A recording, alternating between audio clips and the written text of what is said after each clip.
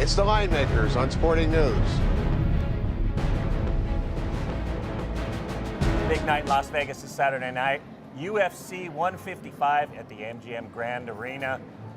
Welcome to the Linemakers on Sporting News. I'm Micah Roberts. With me is Hugh Citron, our UFC odds maker. In fact, the first odds maker ever to post odds on the UFC. Hugh, we've got Dos Santos, a $1.90 favorite at some sports books around town against Velasquez. What is your take on the line? What do you think the line should be, first of all? Well, first of all, I think the line move, I kind of understand it, but I made this line more about $1.50 for Dos Santos. He did get the knockout in the first fight, so I totally understand. He should be about $1.50 favorite in this fight. Don't be too concerned with the early betting, though, on this fight.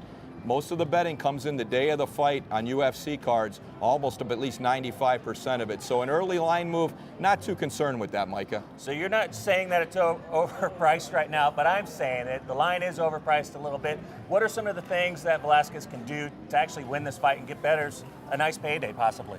Well, obviously, for Cain Velasquez, he's got to get back to his basics. He can't afford to stand there in front of Junior Dos Santos. If this fight stays on its feet, Cain Velasquez is going to have a very hard time winning. He needs to get back to his basics, his wrestling and his superior cardio. If he can take this fight down to the ground, maybe get 3 or 4 takedowns during this fight, he usually wins the rounds, Micah, when he gets a takedown, because he's very hard to shake off the top position once he gets on top. His ground and pound, too, is devastating, so he could get a stop from the top position. But usually he does win the rounds when he gets a takedown. So if he can win 3 or 4 rounds during this fight, don't be surprised if he gets his hand raised at the end of this fight. And is there any past history with similar fighters or otherwise that bodes well for each fighter? Well, absolutely. If Junior Dos Santos can keep this fight standing, it's probably going to be a long night for Cain Velasquez. Junior Dos Santos definitely wants to turn this into a striking match, as he did in the first fight, where he was able to knock Cain out a minute into the fight.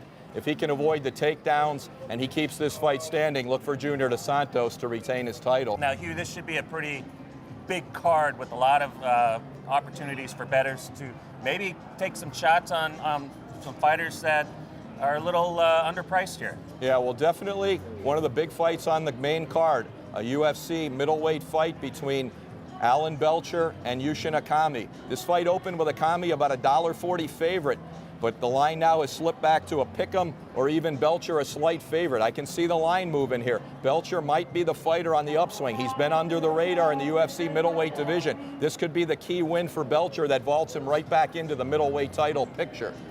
You like this card, don't you? I love this card.